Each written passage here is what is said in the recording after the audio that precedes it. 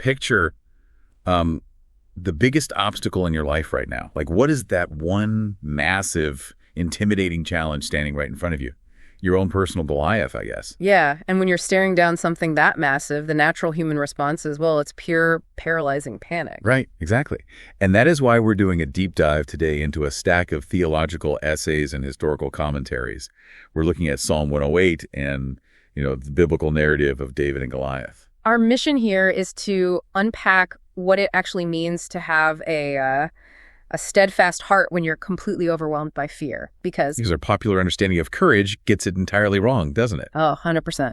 We tend to romanticize courage. We strip all the messy human emotion out of it and make it look like pristine. Yeah, like in our sources, an author brings up this children's animated film called David. And his victory over Goliath is portrayed as this incredibly simple, effortless moment. Right. He just confidently winds up his sling. Lets the stone fly, and boom, the giant falls. Yeah. It's like watching a perfectly edited social media highlight reel, Which, that makes for great animation, but it completely misses the grim reality of the source text. The actual scene was terrifying. The whole army was frozen, right? Exactly. The entire Israelite army was paralyzed by fear, completely frozen while Goliath actively mocked God. They felt the battle was lost before David even showed up. But I struggle with his whole setup, to be honest. Yeah. We always assumed David was just built differently, right? Like he felt absolutely zero fear. That's the common assumption, yeah. But does the text actually say that? We call him courageous.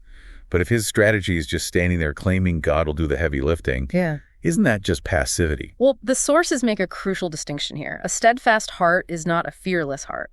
The text never actually claims David wasn't terrified standing in front of a literal giant. So wait, he was scared? Likely, yes.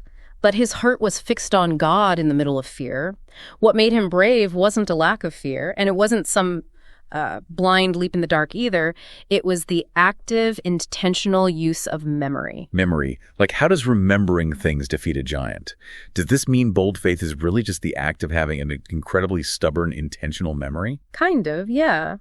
The text highlights that David explicitly recalled how God previously saved him from a lion and a bear, back when he was shepherding. Oh, right. So he anchored himself to that. His faith wasn't impulsive courage, It was deeply rooted in recalling past grace. He fixed his heart on God's track record right in the middle of his panic. Okay, so it's like spiritual muscle memory then. Like when a pianist gets stage fright and their conscious brain panics, they don't invent new courage on the spot. No, they just let their practiced repetitions take over. That's a perfect way to look at it. He refused to let his current terrifying circumstances erase what he already knew to be true. Wow.